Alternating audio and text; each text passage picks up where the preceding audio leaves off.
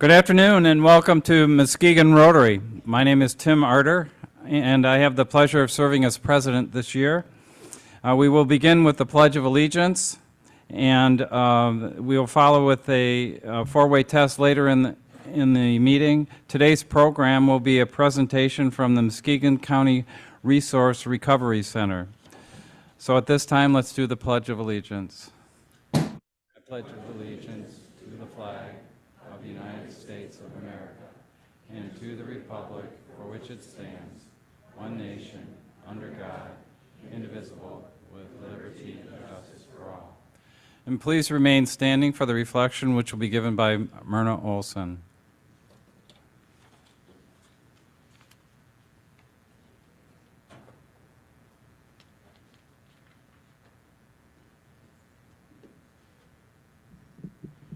Fellow Rotarians, friends and guests, I wish you a wonderful afternoon. My reflection for today is about kindness and compassion, which I think is very appropriate or timely because I just lost my husband of 41 years in the past couple of weeks. He was also my partner, my coordinator, my collaborator, my advisor, my protector, and to top it all, he was the epitome of a caring and loving husband.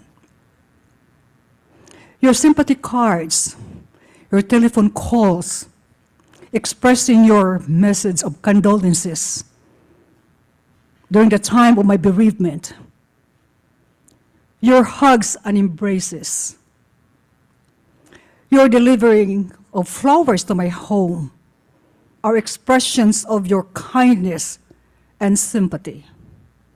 And those really help ease the burden during this difficult time. With what is happening in the world today, it's time for us to create a kinder or gentler society to improve mental health. Kindness is choosing to help others or even help ourselves motivated by genuine, warm feelings. His husband died.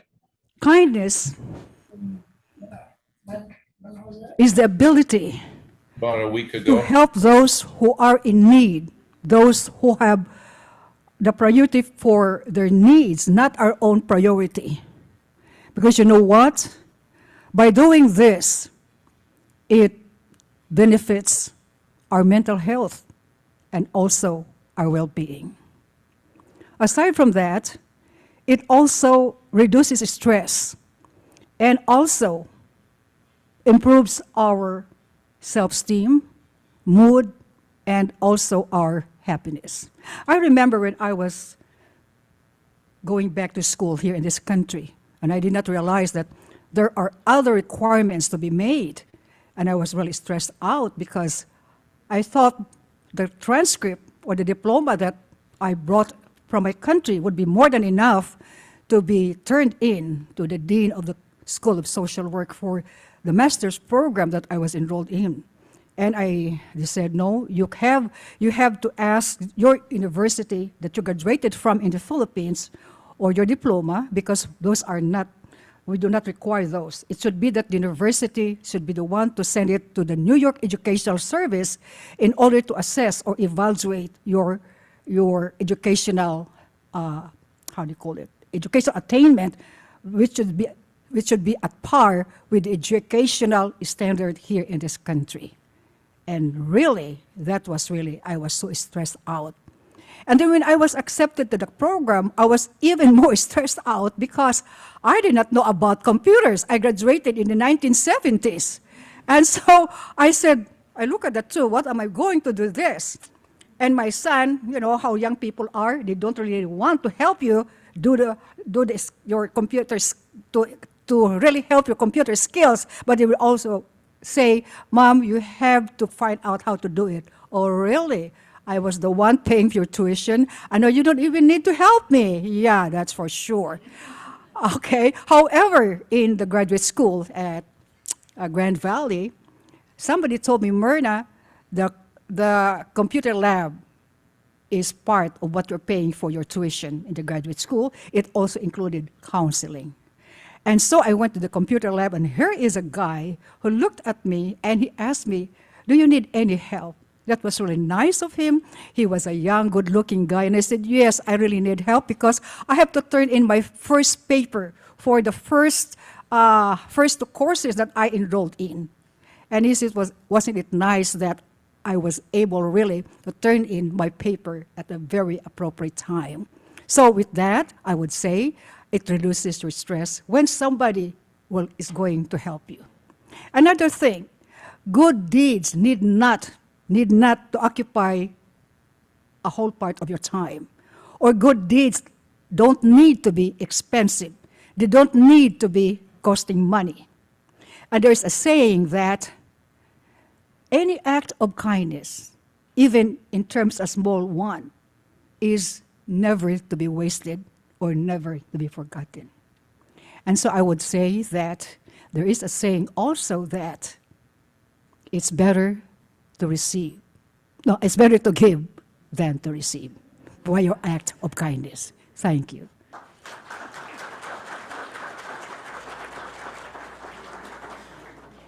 Thank you very much, Myrna. You may be seated, and we'll resume our meeting in a short while. Thank you.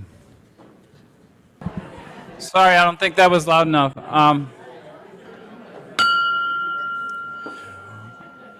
It's at this time we're going to start a little bit earlier with the introductions of guests because we have quite a few of them. So those with who are visiting Rotarians or Rotarians with guests and student guests, which we have today, if you would come forward and we will introduce the people who are here today.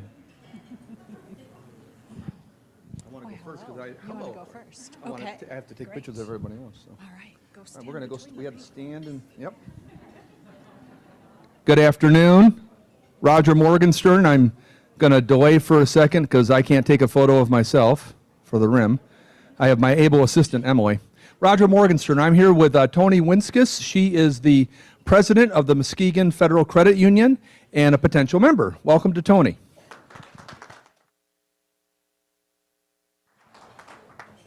Squish 'em all in. We're going to try to squish them all in, yep.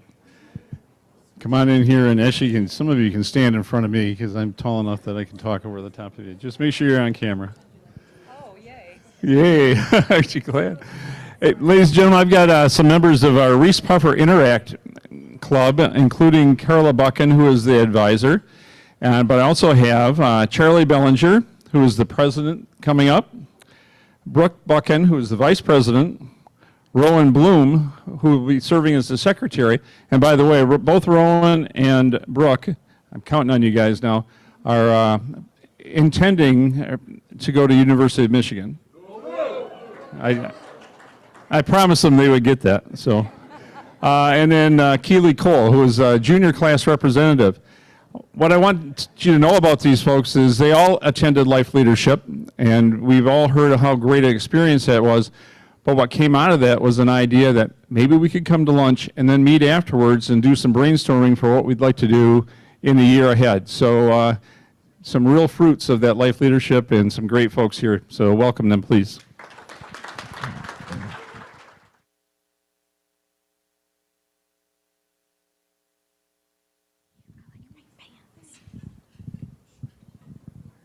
Far? Here? Good.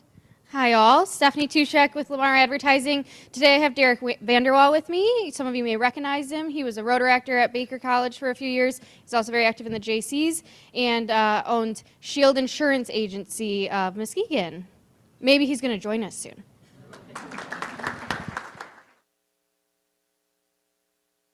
My name is Myrna Olson, and I'm connected with Muskegon Health Equity Council, and my guest is a former Rotarian.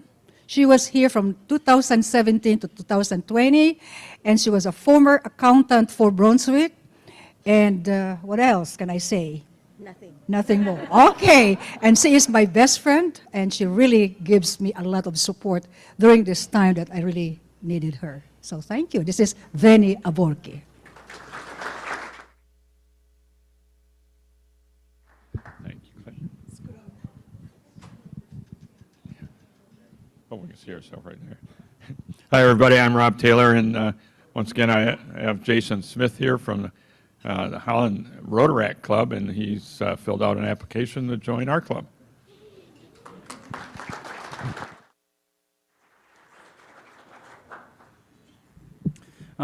Thank you, everyone. At this time, I'm going to call forward Arn Bozar to introduce today's program.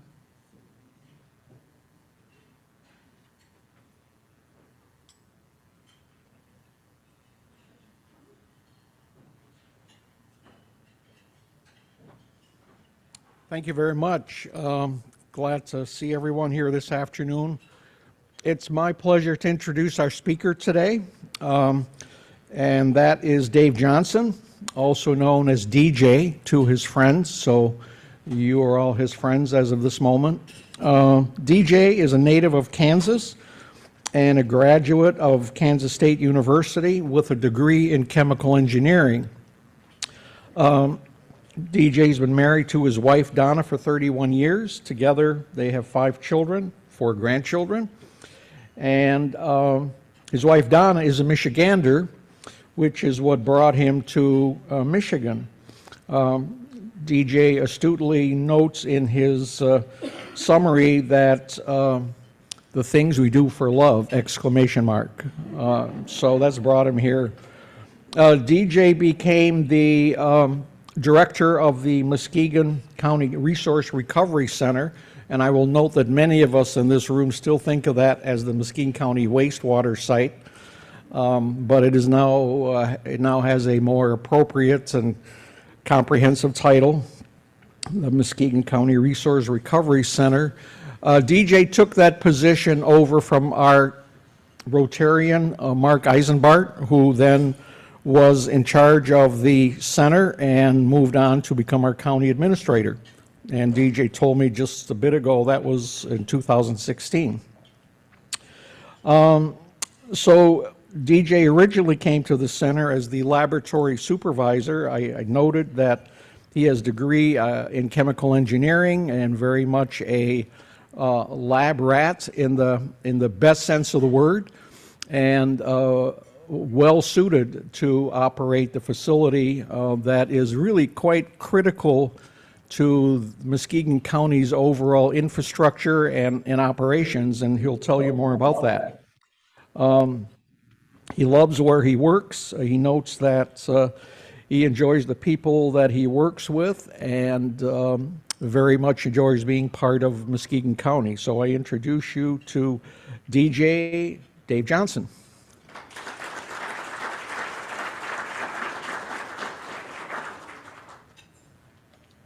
Thank you, Arn. Nice to be here today with you all. Arn, just so you know, you had mentioned 15 minutes, but Mike promised me 20. So, may I have my first slide, please? This is my, let's see, my title slide here. Notice that it is in quotes.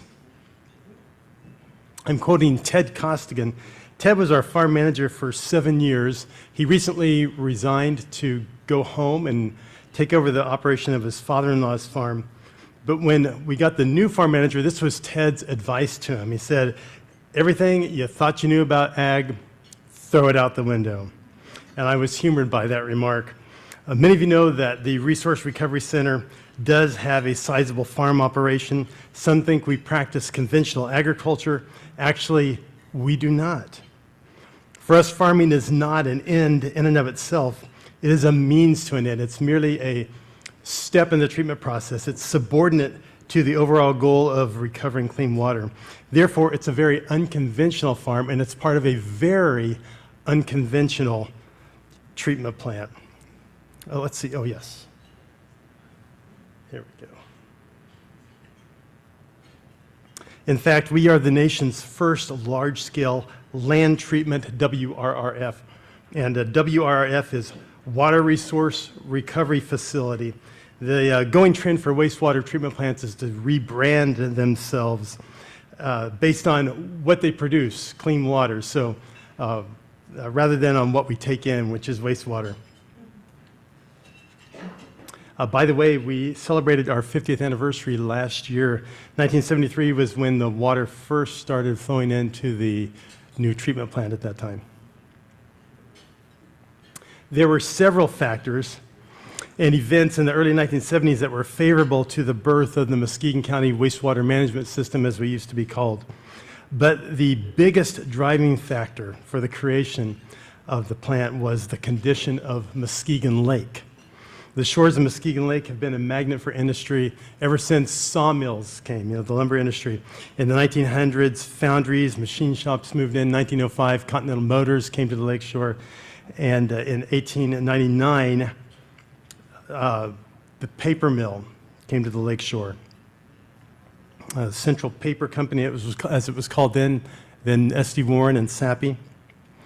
But by 1967, it had 5 paper machines and employed 1,200 people, but more importantly, it discharged 15 million gallons a day of untreated industrial wastewater into Muskegon Lake. Needless to say, by the early 70s, Muskegon Lake was an environmental disaster, and it was severely impaired. It had been the sewer of the industries. 3 communities in the area did have wastewater treatment, Muskegon, North Muskegon, Muskegon Heights, but those treatment plants weren't sized for all that industrial flow. So in 1968, the Muskegon County Board of Commissioners began entertaining the idea of a county-wide system that would be big enough to treat all that industrial flow plus the municipal flow. And they hired Bauer Engineering, a company out of Chicago, to do a feasibility study on a county-wide system. Now, at that time, at Penn State University, they were doing an experiment there at their small campus treatment plant in which they were treating wastewater by spraying it on crops. They called their system the living filter. And Bauer Engineering must have been familiar with it because when they gave their feasibility study report to the board, they said, yes, we think you can put in a treatment plant for the whole county, and furthermore, we think that you should model it after Penn State's living filter. And the board was intrigued by that. At that time, they actually took a field trip to see the living filter for themselves. They came away very enthused, and so they told Bauer Engineering, okay, you said it could be done, now model us, design us a plant modeled after the living filter.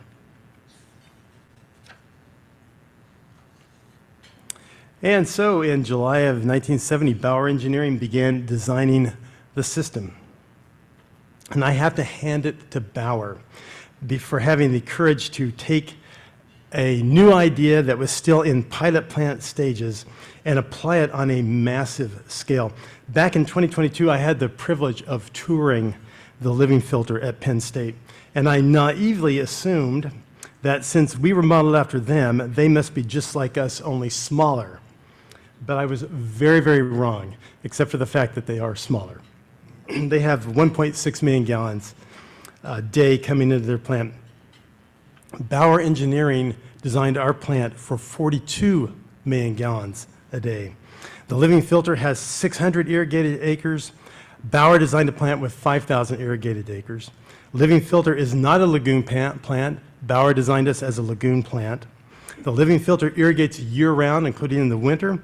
We do not. We only go during crop season. The living filter irrigates trees as well as row crops. We don't do trees. They irrigate from fixed spigots, not very tall, high off the ground. We use center pivot irrigation rigs. The living filter soils are not sandy. They think sandy soils are disadvantageous. We, on the other hand, like sandy soils. If they're not sandy, we think they're bad, and that's one of the reasons why we were willing to dispense with about 1,000 acres of cropland and lease it for solar development, but I'll talk about that a little later. The living filter discharges to the ground. They see their role as groundwater regeneration. We discharge to surface water, to the Muskegon River. The living filter has a very deep water table. We have a very high water table. So the point I want you to see is that Bauer had the audacity to take a novel experimental idea and apply it on a massively large scale, and they applied the idea to a vastly different geological and hydrological situation with major design changes. They were brave, and so was Muskegon County. And that Board of Commissioners took an incredible risk, whether they knew they were or not, I'm not sure, but they did. And, imagine when Bauer hands the keys to them and says, here's your wastewater treatment plant. I hope it works. But the amazing thing is that it has worked for 51 years now. In August of 1970, the county sold $16 million in bonds and began acquiring the land. They acquired a total of 11,000 acres. In May 1971, the construction bids were awarded. In May 1973, that was when the flows first started coming into the plant. All right, there we go. Here's our treatment process, just in a nutshell. Straight up the middle in this slide, this aerial view, you can see the 4 treatment cells where our upfront treatment takes place. The first 2 there are mixing cells that hold about 50 million gallons. The next 2 are settling cells that hold about 90 million gallons. We have 2 of each. Only one is in use at a time, while one's in use, the other one's at rest. So when sewage flows into the plant, it flows into one of our mixing cells. Those cells each contain 18 mixers. They do a lot of splashing. They keep all the solids from settling in the sewage there. The type of pollution that we're treating in this cell and this part of the treatment is the elimination of carbon-based chemicals, organic chemicals. Examples of this would be anything you wash off your plate when you're cleaning your dishes, the orange juice, the coffee, all that, sugars, starches, fats, proteins, all that kind of stuff. The bacteria in the water will break down those chemicals. And they use up oxygen when they do it, and that's why we have these mixers doing a lot of splashing. That's adding air into the water that gives them the bacteria a source of oxygen. And then after the mixing cell, the water flows down into one of our aerated settling cells, the 90 million gallon cells. And this is where we want the solids to settle out. There's a lot of metals bound up in the solids, so when we settle out the solids, we're settling out a lot of the metal pollutants. And then from there, the water enters into our storage lagoon. It's a 5 billion gallon storage lagoon. If this were a lake, it would be the 3rd largest lake in Muskegon County. This is the reason why we are a birding hotspot in West Michigan. It attracts waterfowl. And at this point in the process, there are still 2 pollutants that have to be removed. Those are nitrogen and phosphorus. In addition to that, we also have to remove the bacteria, which were doing the treatment work for us in cell 1 when they're eliminating the organics, but at some point we have to remove them because they're pathogenic sometimes. Some of them are. But anyway, every spring we take that lagoon water and we pump it out to our 43 farm fields. We have an underground pipeline that delivers that water to the fields where we grow 4,000 acres of corn, alfalfa, and soybeans. Oops. And each field has a center pivot irrigation rig that moves slowly, sprinkles the water like rain on the ground, sweeps out a circle. That's why from the air you can see all the crop circles. The pollutants, nitrogen and phosphorus, are nutrients for plants. So when we're spraying that water on the crops, it's as if we're applying fertilizer. As the water trickles through the soil, the roots of the crops take up the nitrogen and the phosphorus, and then the water continues to trickle on down through the soil where it's collected in drain pipes. And the drain pipes deliver that water to a ditch, which flows out to the Muskegon River, and that is the treatment process in a nutshell. The bacteria, by the way, they don't trickle through the soil. They stay on top, and that's how they're removed from the treatment. I want to talk a little bit about some of the changes that have occurred or that are beginning to occur at the Resource Recovery Center. And the first one goes back 4 years, and Arn mentioned it already, but if you thought we were still called Muskegon County Wastewater Management System, we are now called Muskegon County Resource Recovery Center. The Board of Public Works changed our name. That is, again, in keeping with the current trend in which wastewater treatment plants put an emphasis on what they produce, clean water, rather than on what they take in. So wastewater treatment plants became water resource recovery facilities, and we became the Resource Recovery Center. Sludge was promoted to biosolids. And again, I know you guys know about this because Rich and company in May gave an incredible presentation here about the Muskegon Solar Energy Center, but I can provide you a little backstory that they didn't cover. Excuse me. It's our, the facility is being built on land that is being leased by consumers and land that we own. And it's our land south of Apple Avenue. And until this year, we were using that land to treat wastewater and grow crops. And you might be wondering why we were willing to dispense with that land when we were using it for treatment. And one thing you have to know is that we've lost a lot of flow with the loss of industries, especially the paper mill. We used to get 36 million gallons a day. Today we get about 11. So we're less than a third of what we used to get. So we don't have as much need of that land for wastewater treatment. And then also that land is poorly drained land. It contains a lot of clay, and we like sand. So we need soils that the water passes through quickly. We cannot have ponding of water. So from the perspective of treating wastewater, that was our least valuable land. In fact, even before I started working at the county, they had been trying to find alternative purposes for that land. They thought that maybe a business could locate there, create jobs, create flow for the wastewater treatment plant, water resource recovery facility, I mean. But even though several companies had looked at it, they always turned it down because it did not have municipal water, and that was a disadvantage. But in 2016, two solar developers, approached us coincidentally at the same time, each one with proposals for developing that land south of Apple for solar. And we presented the proposals to the Board of Public Works, and they picked the one from a company called Tradewind Energy out of Kansas. There's no place like home.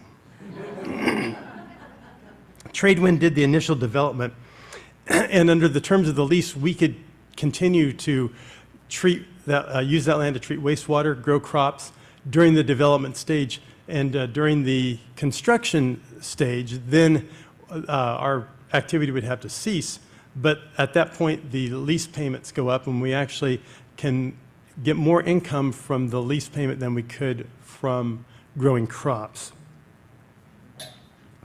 And in 2018, Tradewind sold the lease to Consumers Energy, and at that time I thought, yes, now we are going to get a solar facility built on that property. I was very wrong about the now, because it was 6 years later. And what it is this: I finally found a company that is more highly regulated and more highly monitored than even a water resource recovery facility. And that is saying something.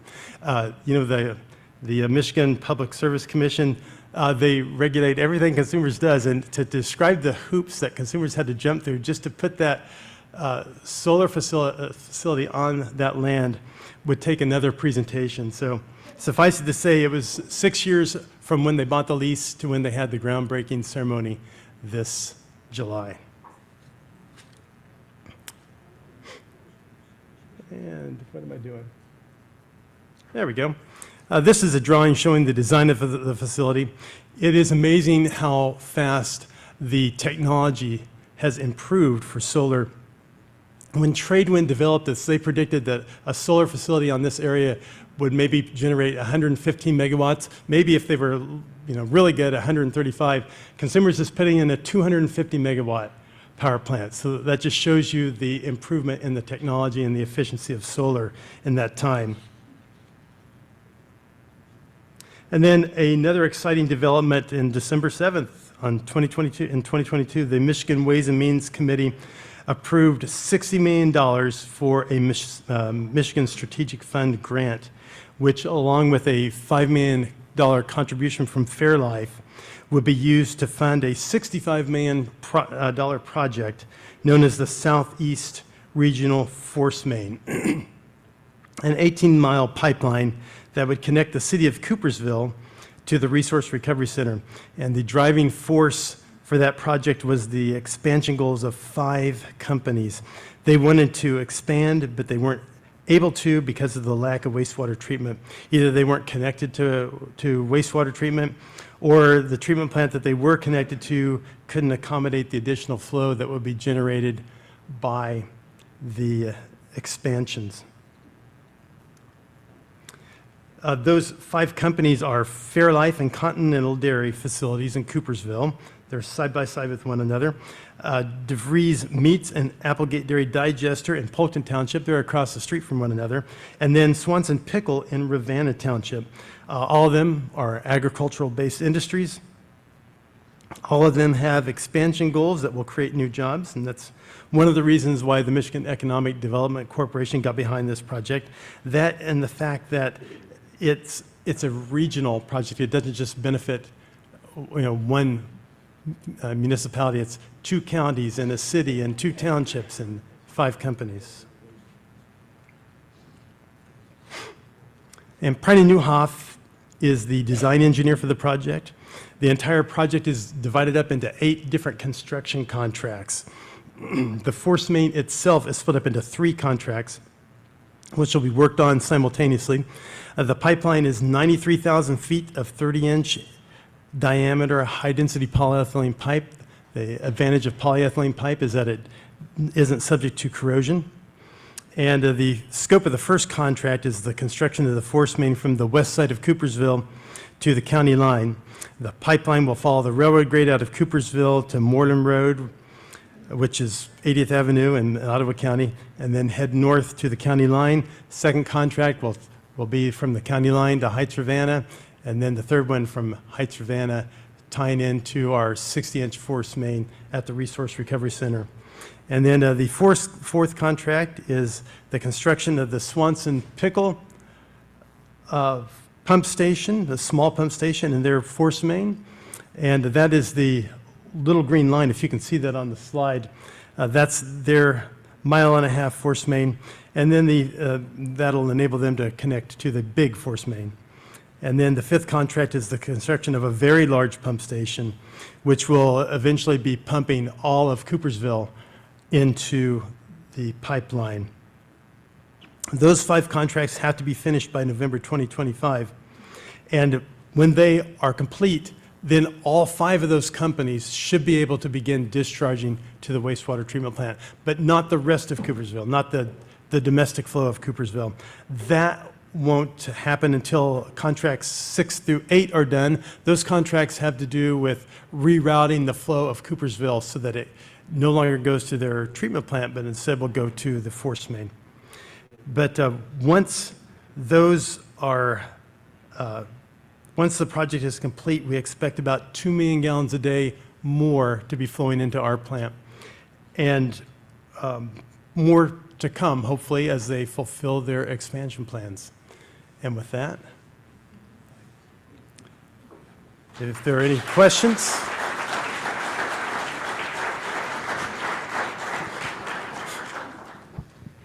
DJ, on the pipeline, could you give us just a couple of facts? Number one, what's the approximate diameter of the pipeline? And then can you just give us a layman's definition of a force main?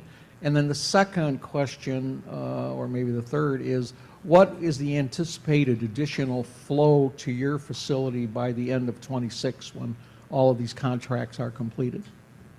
Very good questions. All right. The first one of those questions was, again, the diameter. Yes, the diameter, 30-inch inside diameter pipe. The Swanson Pickle one, 6-inch diameter, small one. And then you also asked a force main. Force main just means the water in there is being pumped, so it's being forced through. Otherwise, it's a gravity line, it'll flow by gravity. So if it flows by gravity, it's a gravity line. Otherwise, it's being pumped, it's force main. Very good question. And then how much flow? Initially, about 2 million gallons a day more. And because these companies all have expansion goals, they will increase that, I assume, if they've got to follow through with their commitments as part of the condition of the grant.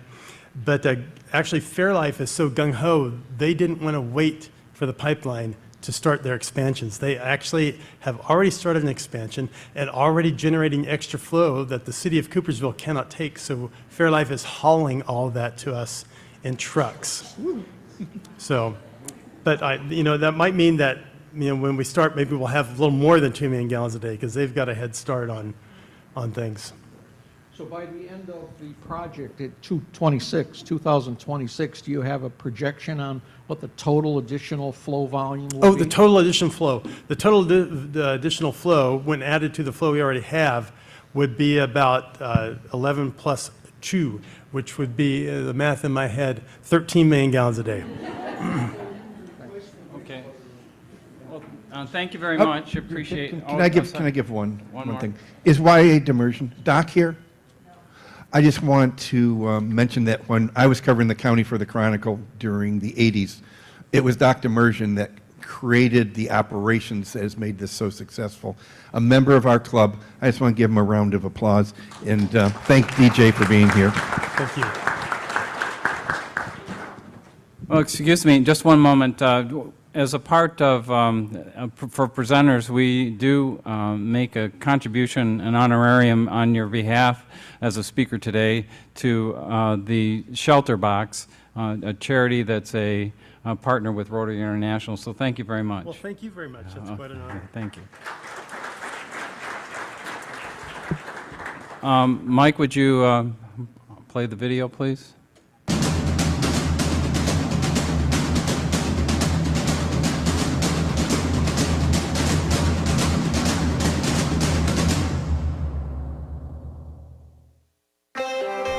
Have you ever lost something so precious that you spent hours, maybe even days looking for it?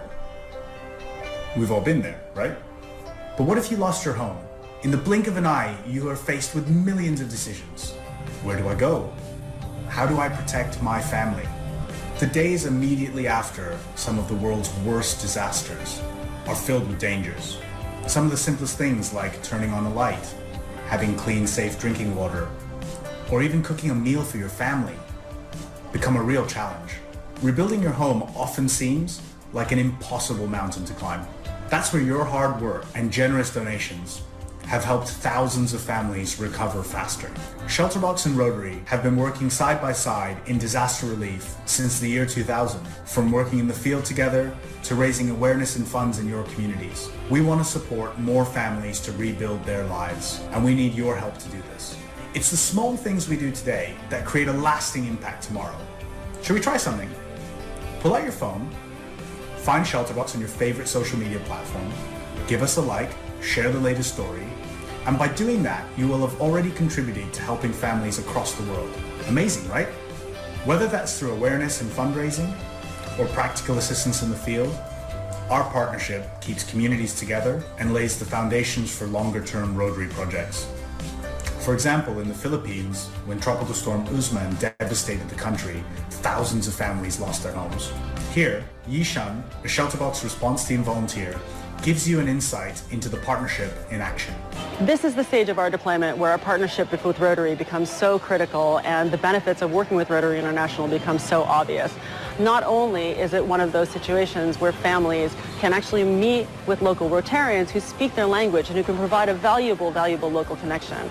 Shelterbox in turn receives great interpreters that will help us to get in deep with the families and make sure that we're getting the information we need to get in order to ensure that we can provide the best aid that we possibly can. For this and so many other reasons, we are so grateful to be a project partner of Rotary, and we are so grateful to be able to participate in making sure that Rotarians make these connections on a regular basis.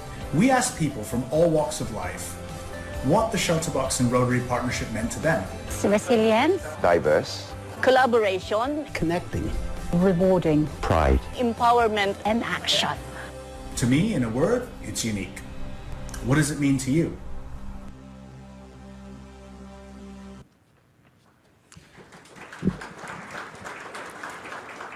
Thank you, Mike. From time to time, we'll show some short videos to give you a better appreciation of this disaster relief program that is operating in connection with disaster relief by Rotary International.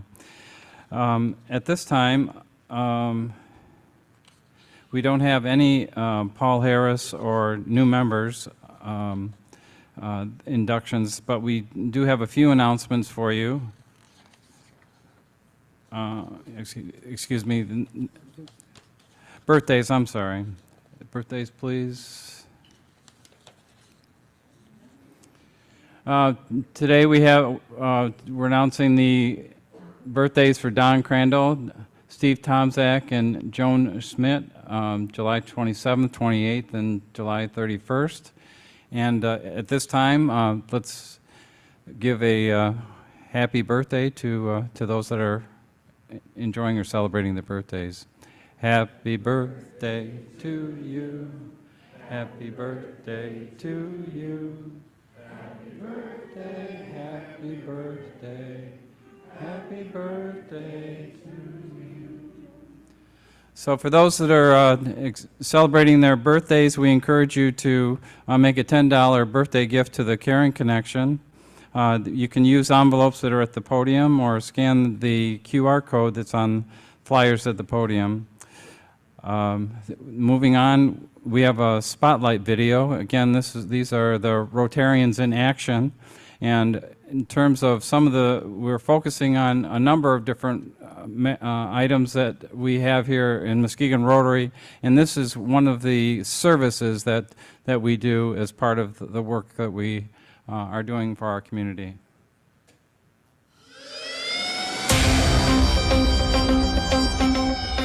I'm Jordan Tolan, and I go to Montague High School, where I'm a part of our White Lake Interact Club.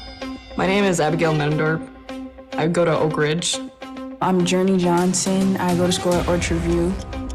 I'm Lydia Shee, and I go to Fruitport High School. My name's Rowan Bloom. I go to Reese Puffer, and I'll be a senior. You're gonna learn a lot of skills through life leadership.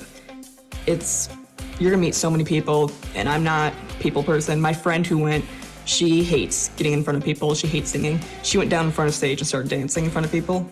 I was a little nervous going into this because I didn't know what to expect.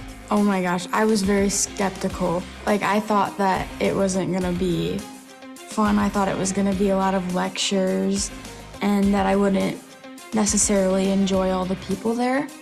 But, oh, I loved it. It was wonderful. It was definitely like a fresh breath of air. Don't be scared to talk to people, and because everyone will talk to you. I learned how to be more like outgoing and confident in myself, because before I feel like I could sometimes overthink and like have self-doubt. But after this, I've been like more confident and like know that I have something to contribute to. One of my favorite things was the speaker, the MC, Molly Kennedy, who was there, and she is just such a great speaker because she uses her own life experiences to relate to others, and it gets you feeling so involved and connected and makes you want to be a better person, flip your perspective, and just overall be the best version of yourself. You're surrounded by many different people from different backgrounds, outlooks on life, and it was just amazing to be able to get their perspective on how to better your leadership skills. There's other talks from people who have been in the Rotary Club before or are still actively in the Rotary Club. And so they talk about their experience with Rotary, how it helped them get to where they are now, and how grateful that they are to have this experience and how they wish it onto others. I think that it changed how long it takes to build those skills. At first, I used to think that this is like years and a lot of time to better your skills, but it's really something that can happen overnight. Thank you so much for the Muskegon Rotary and for District 6290 for sponsoring me to come to Life Leadership.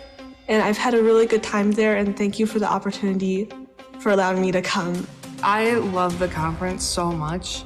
It was so much fun. It felt so welcoming. Everyone there was people like accepting and just very much like, how can we better ourselves to better the world?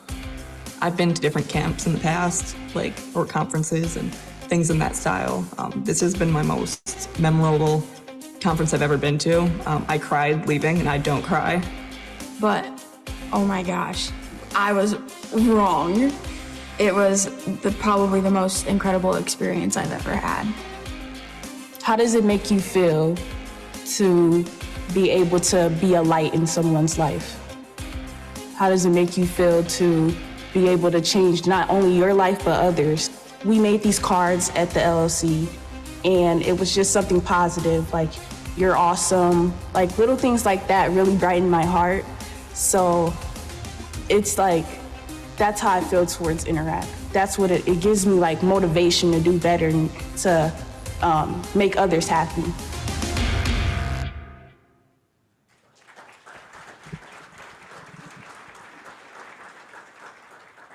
Well, congratulations, Muskegon Rotary. You're doing great work in our community. At this time, we have announcements. For those who will come forward, I have a couple of announcements while they are coming forward. There'll be no rewind meetings during the month of July. The next one will be August the 1st. The Microforest Mondays are still continuing each Monday during the summer. They're meeting at the Microforest from 8:30 to 10:30 on Mondays. We have an announcement from Carla about Harvest Fest.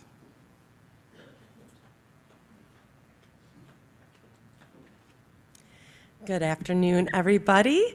I have a couple of quick things that I want to update you about relating to Harvest Fest. So one thing is, we sent a press release out last week. Just by a show of hands, how many people here actually saw that press release in your inbox? Yes. Good. Okay. Well, Fox 17 also found it. So they did a nice little coverage in their morning buzz this past week already. So that's good. So we want to keep that momentum going for the event. Secondly, volunteer registration is open. So if you're interested in volunteering, we are going to be sending an email out shortly. You can register through Sign Up Genius. And anybody that's attending to volunteer will also get a discounted ticket to the event. So if you want to come early, hang out at the event, or stay later, hang out at the event, you're going to get a significant discount on your ticket because it is a fundraiser, right? And then thirdly, sponsorship. This is a fundraiser. So I have a challenge for all of you. If you could kindly ask one person in your circle of people that you know to sponsor this event, that would really, really help out the greater good, okay? So one person, I challenge you to ask somebody or business or somebody you know to sponsor this event. It's gonna be super easy. You can just go to the Rotary website under events. You can find Harvest Fest and you can find the information there. Or if you have a very good memory, you can write down or remember this website address, bit.ly/MKG Rotary. Okay, that's where you can find the sponsorship information. You can email it to people, you can print it off and hand it to people, and that would be really, really helpful. So this is all going to come to you in an email shortly. If you have any questions, please let me know. Thank you.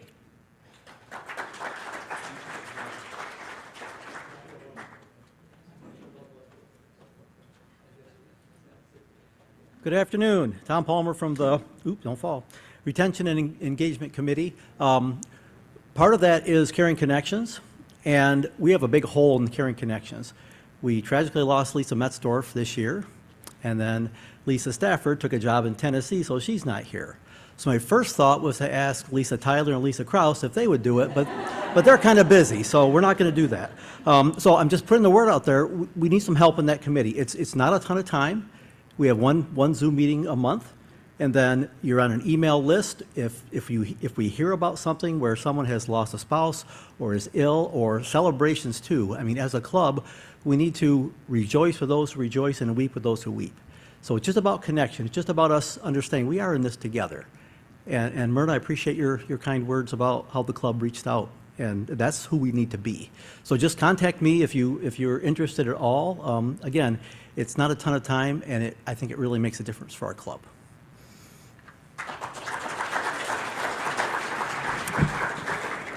Couple final announcements. As I mentioned the last week or two, Saturday, August the 17th, put it on your calendars. We'll be having a joint event with the Grand Rapids Rotary. Watch for it and sign up Genius in the near future. We will be doing a service project at the Boys and Girls Club, doing some landscaping and grounds. By the way, that's a Saturday, as I mentioned. And so the service project will start at 9 and end at 11:30, and then we will move on to a social event at the deck from noon to 1:30. So get that on your calendar for future reference. Then also, the Muskegon Rising is just releasing its episode 29, which is on Trinity Health, and the title is More Than Just a Hospital. So I think you can connect to it on a link in the RIM, which will be published pretty soon. So at this time, Mary Beth, we have the raffle for today.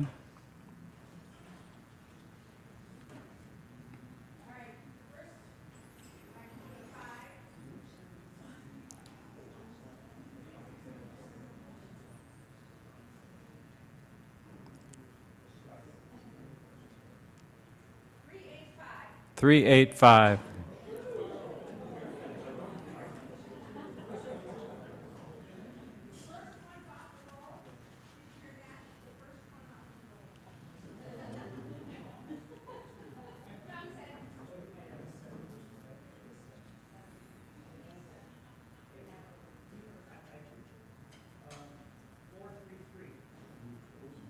$433.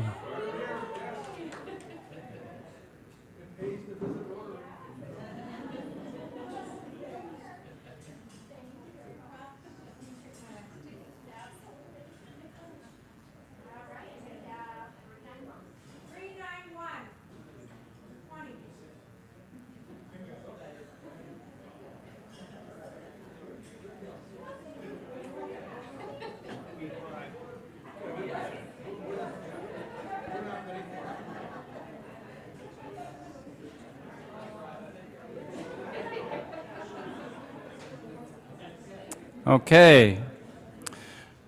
I think we're all set back there. Next week's program will be the Rotary Youth Exchange Rebounds return. The rebounds are the students that were out country this last year, and they are going to come back and give you some highlights from their time overseas. So at this time, if we'd please rise to recite the four-way test. Of the things we think, say, and do, it is proved it is fair to all concerned.